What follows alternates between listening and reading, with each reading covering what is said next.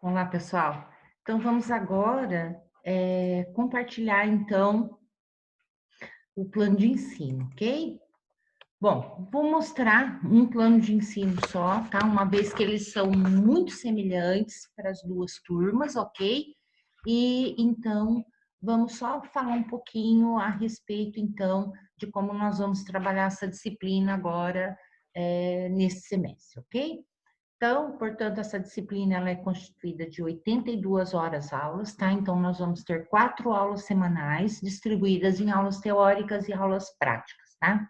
Ah, professora, mas como aula prática?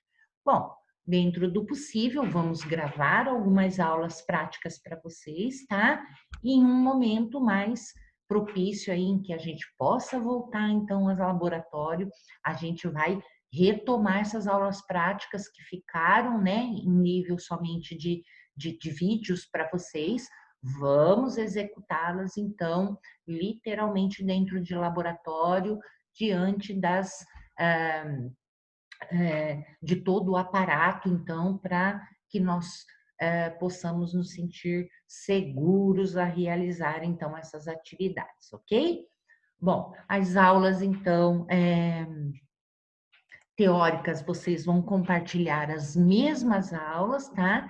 Espero bastante que vocês entrem sempre durante essas aulas que estejam online, ok? Para a gente discutir, tirar dúvidas e tudo mais.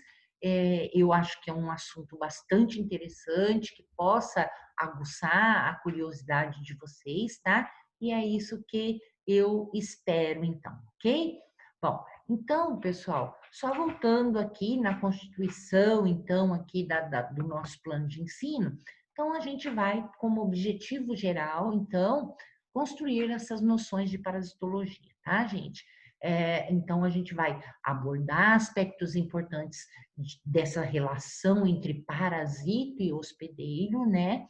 E interrelacionar esses conhecimentos para atividades tanto da enfermagem quanto do professor biólogo, ok? Então, isso é necessário, então, que a gente conheça essas relações de parasitismo para que a gente possa, então, levar então para essas atividades que a gente vai executar profissionalmente, ok? Então vamos estudar esses parasitos patogênicos, as características, morfologia, hábitat, ciclo de vida e relacionar então a doenças causadas por eles, tá? Então isso é bastante importante. Se eu não conheço um parasito, eu não tenho como associá-lo a uma parasitose dependendo, né, de como eu encontro tudo isso, eu conheço tudo isso, eu tenho bases firmes, então, para justificar essa ou aquela patogenia, então, tá? Compreender medidas profiláticas, que isso é muito importante, esse é o intuito de se estudar, uma vez que parasitos, então, são causadores de doenças, seja em animais, em plantas e no próprio ser humano, que é muito importante, tá? Vamos abordar todos esses aspectos, tá? Tanto para a enfermagem e a biologia. Então, a gente tem que conhecer, porque através dessas medidas profiláticas é que nós podemos, então, entrar e atuar contra, então, esses parasitos, então, causadores de doença, tá? Relacionar o conteúdo teórico com a aula prática, identificando parasitos através de pesquisa de fezes e lâminas permanentes. Então, figuras vão ser apresentados para vocês durante as aulas, tá? As lâminas não fogem muito das figuras que a gente apresenta, mas dentro do possível, o que for possível fotografar, a gente vai mostrar, tá? E algumas práticas em relação a exames parasitológicos a gente vai estar fazendo e assim que possível que estivermos juntos, vamos retornar a essa atividade também, tá? Para que vocês vejam mais ou menos o que seria, então, né, algumas das técnicas utilizadas assim com maior frequência, então, diante de um estudo, de uma pesquisa, então, de uma doença parasitária. Bom, gente, A justificativa dessa disciplina para que se estude ela, tanto dentro da biologia quanto na enfermagem, é totalmente relevante, tá?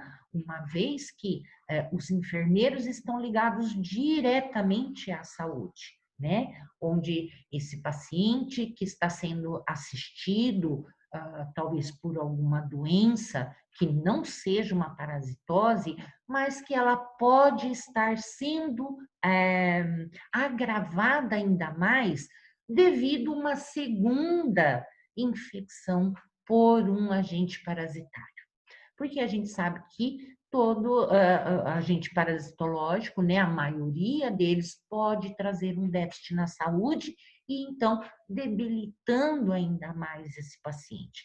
Então, é importantíssimo o conhecimento, então, desse profissional da saúde em relação a parasitos.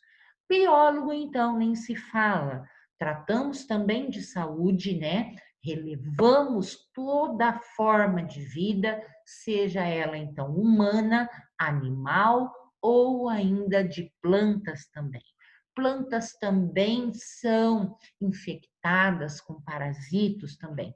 Então, nós temos todos os seres vivos aí mantendo relações com outros organismos, né, que podem então trazer malefícios ou benefícios, dependendo do tipo dessa relação, tá? Então, gente, a ementa também ela é bastante parecida para vocês, tá? Para ambos os cursos.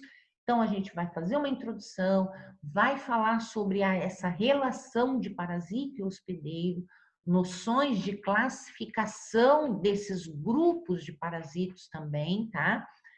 Entomologia também entra, que é a morfologia, biologia de artrópodes, né, de importância clínica, então são é, animais aí invertebrados e que são vetores de doenças também, tá? Que podem carrear parasitos importantes, seja então para animais ou para seres humanos também, ok? Então, dentro desses parasitos aí, a gente vai ver os protozoários e os helmintos. Helmintos, a gente tem duas categorias de vermes, né?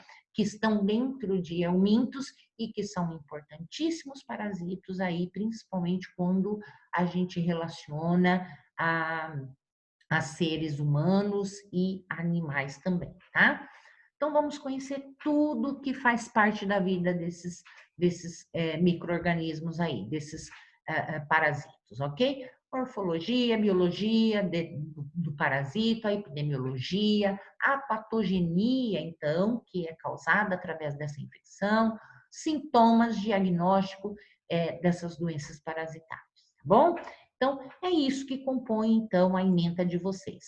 A da biologia não foge também, não. Estudo da biologia dos principais grupos de protistas e helmintos, que é o que está na da enfermagem, tá? Artrópodes, transmissores de doença, também citados anteriormente na ementa da enfermagem, tá?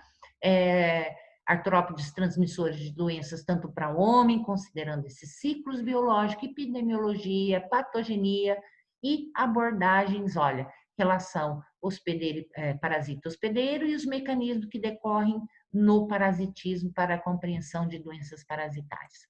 Então, gente, uma ementa totalmente adequada, né, para ambos os cursos e com total afinidade, tá? Então, vamos tratar isso em conjunto, então, para vocês, tá bom? Aqui mais abaixo, então, ó, toda essa relação, né, do cronograma, portanto, dessas atividades que nós vamos ter em aula, inclusive com uma observação que a gente estará utilizando esse ensino remoto nesse momento, né, até que, então, sejam retomadas as aulas realmente presenciais, ok? Bom, selecionados aqui todos esses conteúdos a serem explicados para vocês, ok? Além de estar também exposto aqui, gente, a alguns dos eventos que nós vamos ter, tá? Terceiro Divergem, e também nós vamos ter o Fórum Científico mais para o finalzinho, no segundo bimestre, portanto, e multidisciplinar, e que a gente espera que todos aí participem com bastante intensidade, ok?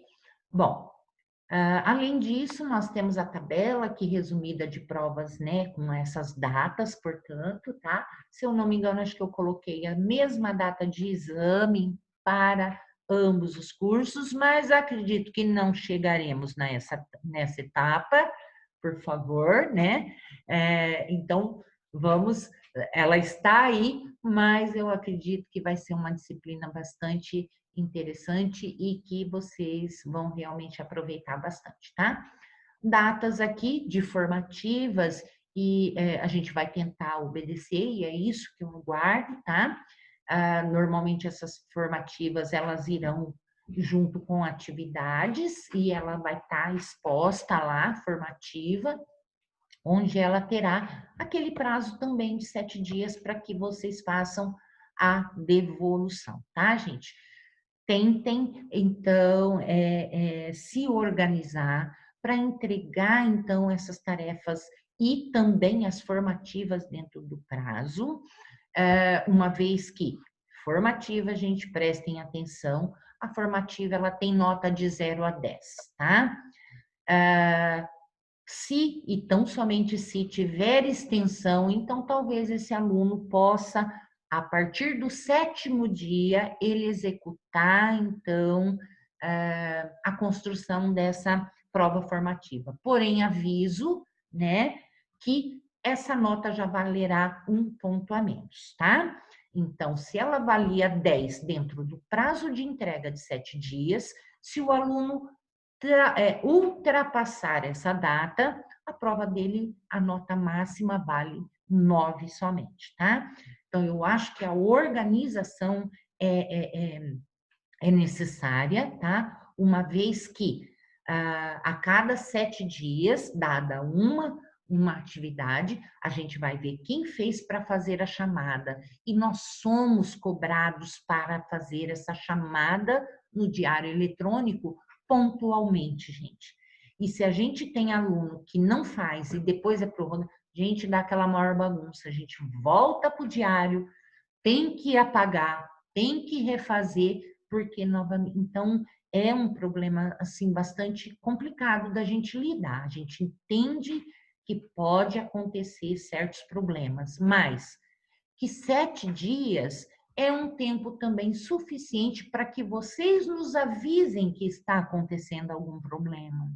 Não vou conseguir entregar em 7 dias. Por quê? Aí a gente vai conversar, ok? Mas eu acredito que, se for problema de internet, hoje tá bom, amanhã não tá, tentem agregar a fazer, então, essas tarefas o máximo possível dentro desse dia que você está com a internet. Não deixando, então, que acumule essas tarefas, então, mais para o final, ok, pessoal? Uma coisa que eu tenho que falar desse quadro, gente, é em relação à segunda chamada bimestral, tá? A bimestral, ela pode haver modificação de dias, depois o coordenador sempre passa com bastante antecedência se houve modificação da data da bimestral de cada disciplina, mas que a segunda chamada, gente, não é negociável. Ela vai acontecer nessas 2 datas para os bimestres, então, para os distintos bimestres, tá? Então, se perdeu, você tem somente 24 horas para avisar e fazer essa sua segunda chamada, pedir, né, fazer o pedido, e logo em seguida, então, tem essas datas anotadas aí para execução, portanto, dessa segunda chamada, tá? Por favor, gente, se atentem, ok? Abaixo, então, segue também a nossa bibliografia, ok? A biblioteca está lá disponível, aberta para vocês, atendendo normalmente, só que num horário um pouco mais restrito, das 10 da manhã às 16 horas da tarde, com o empréstimo normalmente pelo mesmo prazo que vocês faziam anteriormente, tá? Já atualizei, portanto, tá? Com algumas bibliografias aqui que vocês vão encontrar na biblioteca virtual. Então, quando optarem por essas bibliografia, vocês não precisam sair de casa, só entrar na página da FAP, acessar a minha biblioteca e vocês, então, terão acessos aí, né, com os devidas senhas e logins aí para que vocês acessem, então, esses livros, ok? Então, isso é de grande ajuda para vocês entenderem melhor, porque vocês sabem que nós passamos ali, estudamos com vocês, mas muito mais coisas estão agregadas às bibliografias, à leitura de artigos, né? Tudo isso traz maior capacitação para vocês, maior entendimento, expande, então, o critério investigativo de vocês também acerca de qualquer disciplina, ok? Bom, em relação ao plano de ensino é esse, gente, qualquer dúvida, então, só falar com a gente depois, tá? Bom, então, vamos lá ver agora o que nós temos de introdução para a nossa disciplina. Então, vamos lá a essa introdução e esse contato agora, né, mais introdutório aí em relação à parasitologia, essa disciplina, ok? Bom, parasitologia, o que é parasitologia? Então, é um ramo da área das ciências biológicas, gente, tá? Então, a partir dessa área é que tem como campo de estudo o quê? O estudo da morfologia, da fisiologia, do ciclo de vida de parasitos que infectam quem? Os seres vivos, tá? Sejam eles humanos, animais ou plantas, tá? Então, é uma área bastante ampla, tá? Que determina, então, para os biólogos, eles vão estudar tanto todos os seres vivos, incluindo os seres humanos, e para a enfermagem, a abordagem central é lógico, é somente seres humanos, ok? Bom, parasitologia vê tudo isso, mas relacionado a quê? Sempre relacionado a entender, gente, o quê? A relação que existe entre esses seres vivos. Estamos falando de parasitos, mas o parasito é um organismo vivo também. E ele tem uma relação com outro organismo. Então, a gente tem que entender também essas relações. Então, a gente vai considerar a respeito do homem a relação com esses organismos vivos. Então, através de quê? Do parasitismo, que é, então, o foco principal dessa disciplina, tá? Então, a relação entre seres vivos, onde um organismo, que é o parasito, tá? Não só vive às custas, né, de outro organismo, que é chamado de hospedeiro, mas que ele também depende bioquimicamente deste hospedeiro. Uma vez sem este hospedeiro, esse parasito, ele não consegue sobreviver, tá? Ele até tem um período de sobrevivência, mas se ele não encontra aquele hospedeiro ideal dele, ele tende a morrer, tá? E isso está muito relacionado à profilaxia também. Bom, em relação ao âmbito, então, da parasitologia, olha lá, o termo parasitologia, ele envolve, então, o estudo de organismos incluídos, então, na relação biológica do parasitismo. Tem aplicações em medicina humana e veterinária, né? Principalmente aí. A gente tem até relacionada a área da botânica, tá? Mas que ela fica mais restrita a regiões, né? Algumas coisas mais, alguns tipos de solo, né? Mas que ela não é tão generalizada. Bom, entretanto, para fins didáticos, o estudo da parasitologia médica e também a geral, né? Se restringe apenas entre a relação entre organismos eucariotos espoliadores do homem, quando a gente trata da médica, e geral, quando ela extrapola isso, né? Quando ela sai que não, a gente não está vendo só essa expoliação em relação ao homem, mas também a animais, no caso da biologia, tá? Como se dividem esses parasitos, tá? Então vamos lá. Grupos de parasitos do homem, então, e também de animais, que a gente pode incluir aqui. A gente vai ter protozoários, eumintos e artrópodes atuando como, então, parasitos, tá, gente? Ah, os parasitos vivem de várias maneiras, alguns, por exemplo, não podem viver quando o host morre. Esse host é o hospedeiro, só está escrito em inglês, tá, gente? Então, ele não pode viver quando esse host morre, porque se esse hospedeiro morre, ele, então, vai ter um déficit também na sua sobrevivência, enquanto outros podem alternar, então, esses hospedeiros também, ou continuar esperando, prosperando nos corpos mortos desses hospedeiros, até que ele encontre um outro hospedeiro. Nesse caso, gente, o que quer dizer? Até que eles sejam consumidos. Tenho um parasito que hospedou um animal. O que aconteceu? Às vezes teve uma carga muito grande de parasitose, ou então o que acontece? Esse animal já estava debilitado e ainda foi parasitado. Por fim, esse animal morre. A intenção, muitas vezes, do parasito não é causar a morte, mas agregado a outras coisas que nós vamos discutir posteriormente, esse animal morre.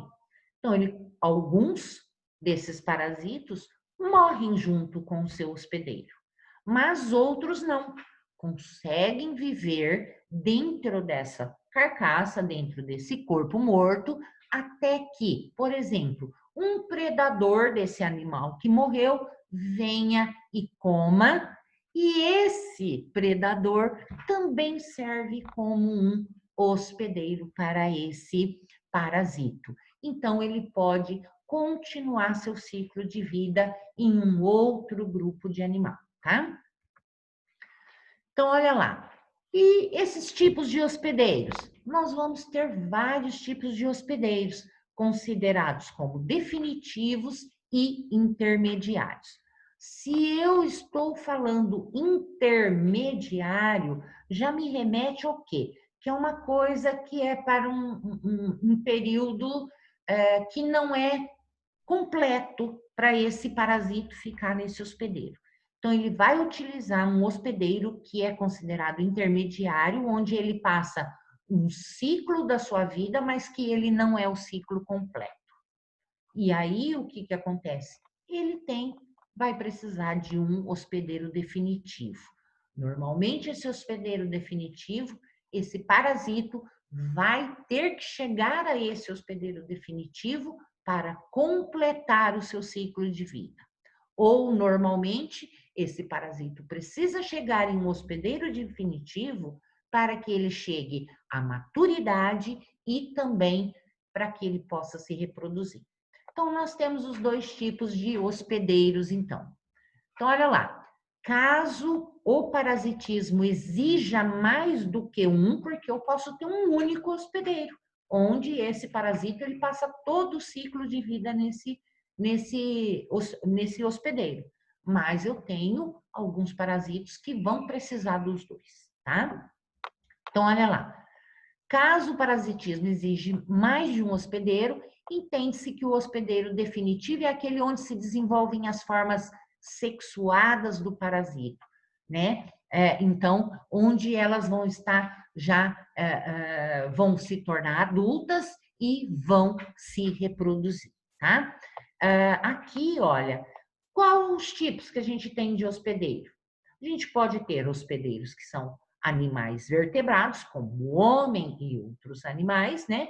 E podemos ter também hospedeiros invertebrados, como insetos, né? Os mais variados insetos que vão carrear, então, além de ser hospedeiro, ele vai ser um vetor também para levar, então, esse parasito ao seu hospedeiro definitivo, tá? Caso o parasitismo exija mais de um hospedeiro nas formas sexuadas, mas as formas sexuadas não existem ou não estão presentes em ambos os hospedeiros, como a leishmania, tá?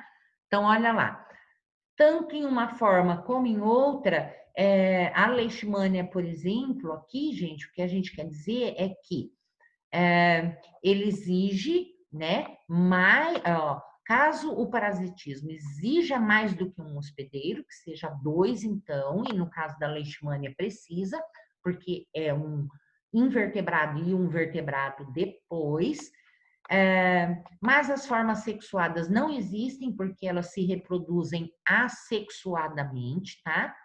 Então, estão presentes em ambos os hospedeiros. Ela vai, então, a leishmania, tanto no invertebrado quanto no vertebrado, elas vão se reproduzir sozinhas, sem a necessidade de um parceiro. Aqui, gente, ó, tá até errado isso aqui, tá? Me desculpem, por favor. Mas aqui, formas sexuadas do parasito tênia, depois eu vou explicar melhor para vocês, mas outro parasito seria melhor colocado aqui, tá? Que a gente vai explicar as formas, então, de como que essa tênia é considerada sexuada aqui, tá bom? Bom, outros conceitos gerais, tipos de hospedeiros. Então, nós temos lá o vetor. O que é um vetor? Então, é todo organismo que transmite um patógeno. A maioria dos vetores são artrópodes e também são parasitos, né? A exemplo do Culex. Por que que o mosquito é um parasito? Ele é parasito por quê? Ele tem que sugar o nosso sangue, então ele precisa de sangue. É considerado um ectoparasito, um parasito de fora, né? Então ele só suga e vai embora. Só que, além disso, ele é uma espécie que também é vetor de outras parasitoses, tá? Então, ele carrega, portanto, o Culex aqui, a malária, gente. Então, ele pode levar o protozoário dentro dele, e que na hora que ele suga o sangue, ele deixa o protozoário, tá? Então, isso ele é, ao mesmo tempo em que ele é um hospedeiro intermediário, ele também é um vetor. E esse vetor, ele pode ser classificado em mecânico e biológico. Mecânico, ó, o parasita é disseminado por transporte mecânico simples, isso é, tem uma mosca, uma barata, que passa em cima de fezes contaminadas com ovos de parasito e elas acabam trazendo isso nas patinhas. Senta na sua fruta e deixa lá o ovo. Então, é através de mecânico, né? É através do que elas vão andar e vão deixar lá.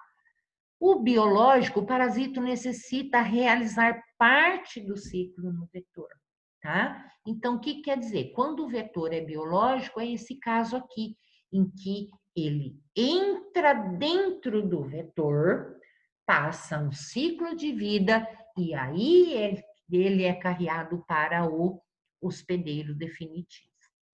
Portador, indivíduo suscetível a um patógeno manifestado a parasitíase ou a parasitose. Em maior grau, ele vai ser um sintomático, ou menor grau, oligo ou assintomático. Então, nós podemos ter também esses portadores de parasitose apresentando ou não sintomatologia, tá, gente? Dependendo do grau de infestação, infecção, aí vai então aparecer ou não, ou dependendo também do tipo de parasito que a gente conversar e esclarecer, eles vão, a princípio, causar sintomas logo de início ou não causar também, tá? Aqui é exemplo, o Trichomona vaginalis e o homem. Na mulher, ele apresenta sintomatologia, mas quando ele infecta o homem, a gente não tem essa sintomatologia. Por isso que o Trichomonas é causador de uma IST, uma infecção sexualmente transmissível. O homem não sente, ele passa, vai passando. E vai sentir, então, quando a mulher, então, pegar essa parasitose. Reservatório, o que é, então, um reservatório? Reservatório é um indivíduo onde o parasito permanece viável sem causar doença. Aqui, qual é o exemplo? Trypanosoma cruzi e o gambá. O gambá é um animal silvestre, tá? Onde ele é utilizado como reservatório. Nós vamos falar mais disso depois e explicar por quê. A maioria dessas parasitoses existiam em nível somente de mata, tá, gente? Em ambiente florestal e tudo mais. Então, esse Trypanosoma cruzi aqui, que é um protozoário, ele utiliza o gambá, parasita o gambá, mas não causa nenhuma doença no gambá, tá? Então, o que que acontece? Ele fica lá, utilizando ele como um reservatório para sobreviver, tá? Mas o que acontece? Depois esse gambá, se ele é comido por um cachorro, esse cachorro pode contaminar e aí vai, gente, tá? Então, nós vamos conversar mais sobre isso ainda. Outros termos utilizados na parasitologia, olha, agente etiológico, agente infeccioso, antroponose, antropozoonose, contaminação. Nós vamos falar de infecção, infestação, endemia, epidemia ou surto epidêmico, pandemia, estágio, fase aguda, fase crônica, tá? Então, são termos que nós vamos utilizar bastante dentro da disciplina de parasitologia. Vou indicar para vocês, né? Então, no Davi Neves, de Parasitologia Humana, no livro, logo no início existe um glossário, tá? Acerca desses termos utilizados, tá? Então, existe o glossário de parasitologia, onde estão essas definições e os conceitos de cada termo desse, e que eu gostaria muito que vocês tivessem esse documento. Também no livro, se eu conseguir anexar, anexarei para vocês e vocês terão também esse material já disponível para vocês, para que a gente, então, fale, quando a gente falar, a gente esteja todos aí antenados nesses termos aí que nós utilizaremos, então, com bastante frequência, ok? Bom, pessoal, isso é o que a gente tinha para hoje, tá? Infelizmente, hoje não vou estar ao vivo com vocês, então, fica lá disponível agora para vocês no Moodle, tá? E qualquer dúvida, eu estou por aqui. Vocês entrem em contato, então, tá? Próxima aula a gente já está juntinho e se vendo, então, ok, pessoal? Bom, bons estudos, qualquer coisa aí, vão tirando as dúvidas, tá bom? E eu agradeço muito pela paciência de vocês, ok? Obrigada, até logo. Tchau, tchau a todos.